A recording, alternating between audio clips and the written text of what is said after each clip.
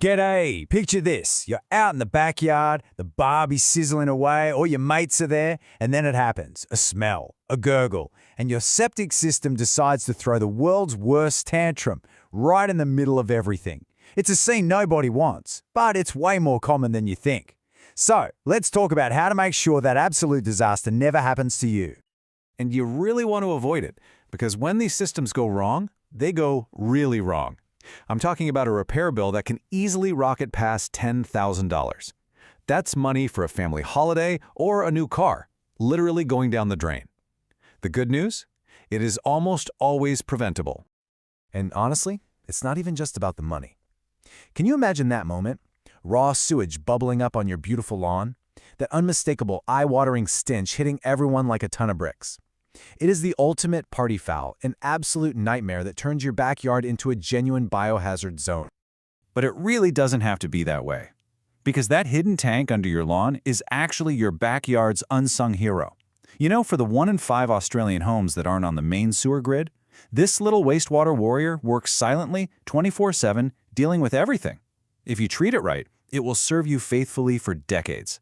But if you ignore it, well, you've just heard the consequences. So, how do we keep this quiet hero happy? Well, it all starts with just understanding what you're actually dealing with. Here in Australia, you're almost certainly going to have one of two main types of systems. Let's break them down. So you've got two main players in the game. On one side, you've got the conventional system. Think of it as the old-school reliable classic.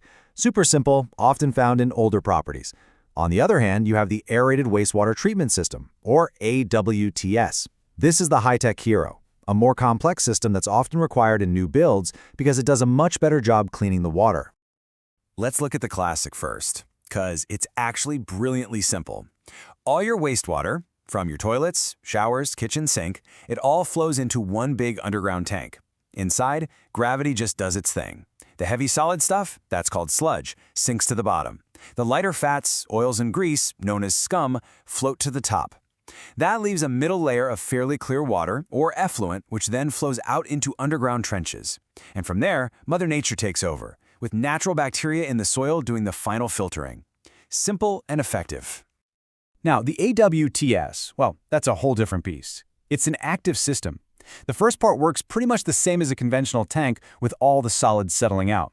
But the real magic happens in the second chamber. There's a blower that actively pumps oxygen into the water.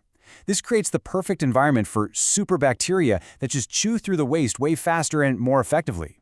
After a couple more stages to settle and disinfect, you're left with really high-quality recycled water that's clean enough to irrigate your garden with. Pretty clever, right? Here's the most important thing to understand. No matter which system you've got, they both rely on one critical thing: a healthy, thriving colony of bacteria. The best way to think about your septic system is as a living gut for your entire house. So these next rules, they're all about keeping that delicate ecosystem happy and buzzing. Okay, rule number 1. It's the easiest and the most important one to remember. Only 3 things should ever go down your toilet. We call them the 3 Ps: pee, poo, and bog standard toilet paper. That is it. And let me be perfectly clear. So-called flushable wipes are a total lie. They do not break down. They are the #1 cause of catastrophic clogs that will ruin your system and your week. And next up are the other sworn enemies of your system. You've got fats, oils, and grease, what we call fog. Don't pour that stuff down the sink. It cools and hardens in your pipes like cholesterol in an artery. Then there are harsh chemicals, things like bleach or strong antibacterial soaps. Pouring those down the drain is like dropping a bomb on your bacteria colony. You're literally killing the gut of your system. And finally, get rid of the garbage disposal. It just floods your tank with solid food it was never designed to handle.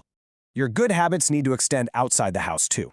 First, be water-wise. Don't do 5 loads of laundry all in one day. You'll just overwhelm the system and push untreated water out into your yard.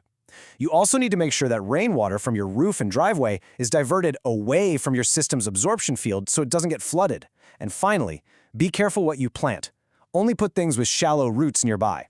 A big tree might look nice, but its roots will seek out the water in your pipes and will absolutely destroy them.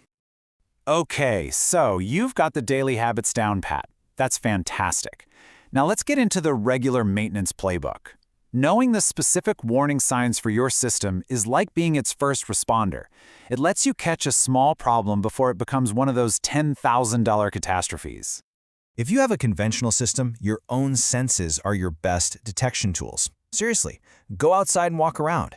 If you notice any sewage smells, if the ground feels kind of wet and spongy over where your trenches are, or if you see these weird patches of super lush green grass, those are massive red flags.